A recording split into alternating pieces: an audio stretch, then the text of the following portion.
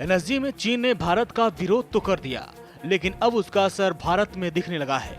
चीन के विरोध के चलते ही भारत एनएसजी ग्रुप में शामिल नहीं हो पाया था। भारत में चीन की इस चाल से लोगों में गुस्सा है।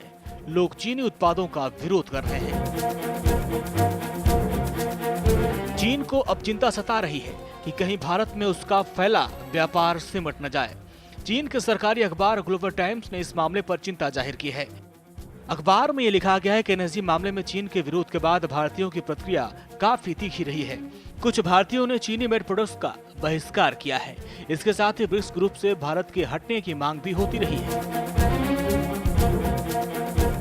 इसके साथ चीन ने अमेरिका पर आरोप लगाया कि वो भारत और चीन के रिश्तों के बीच आ गया है। चीन भारत का कभी विश्वस्त नहीं रहा, लेकिन वैश्विक स्तर पर बदले हालात और बाजार के प्रभाव में कूटनीतिक स्तर पर हमेशा संबंधों को सकारात्मक बनाने की पहल दोनों ओर से की जाती रही है। ये अलग बात है कि वैश्विक स्तर पर मजबूत होता भारत चीन की आंखों में हमेशा खटकता रहा है। लिहाजा वो हर मोर्चे पर भारत को कमजोर करने की कोशिश में रहता है। शुरुआती दौर में जब चीनी माल भारत में सस्ते दामों में पहुंचा तो लोगों ने हाथों हाथ लिया। भारतीय व्यापारियों को इसका खामियाजा भुगतना पड़ा। हालांकि शुरुआती दिनों में उत्पादों की गुणवत्ता इतनी खराब थी कि जल्द ही लोगों का विश्वास चीनी उत्पादों से उठने लगा। आज चीन भारत की जरूरत का हर सामान, यहां तक कि हमारे भगवान की मूर्तियां तक भी सप्लाई कर रहा है। आम बाजार में ब्रांडेड कंपनियों का 20 से 40 हजार रुपए में मिलने वाला टैबलेट चीनी ब्रांड में हूबहू 2 से 4 हजार रुपए में उपलब्ध हो जा रहा है। जो लोग ब्रांडेड टैबलेट नहीं खरीद पाते, चीनी टैबलेट से टसन मारते हैं। पर टैबलेट ही क्या, खिलौने, देवी देवताओं की प्रतिमाओं से लेकर फर्नीचर, इलेक्ट्रॉनिक सामान चीनी उत्पाद के रूप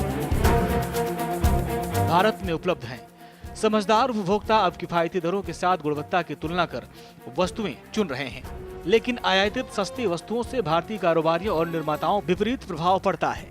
सबसे अधिक नुकसान भारत के छोटे और मझोले उद्यमियों को हो रहा है।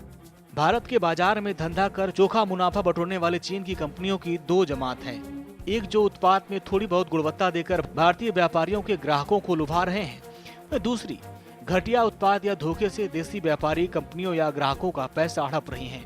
फिलहाल चीन का भारत में वार्षिक कारोबार 40 अरब डॉलर यानी करीब 2,22,000 करोड़ रुपए का हो रहा है, जो आने वाले दिनों में और बढ़ सकता है। लेकिन अब भारत में जिस तरीके से चीन के उत्पादों का विरोध होने लगा है, उससे चीन की चिंता बढ़ गई है। Bureau report A to Z news.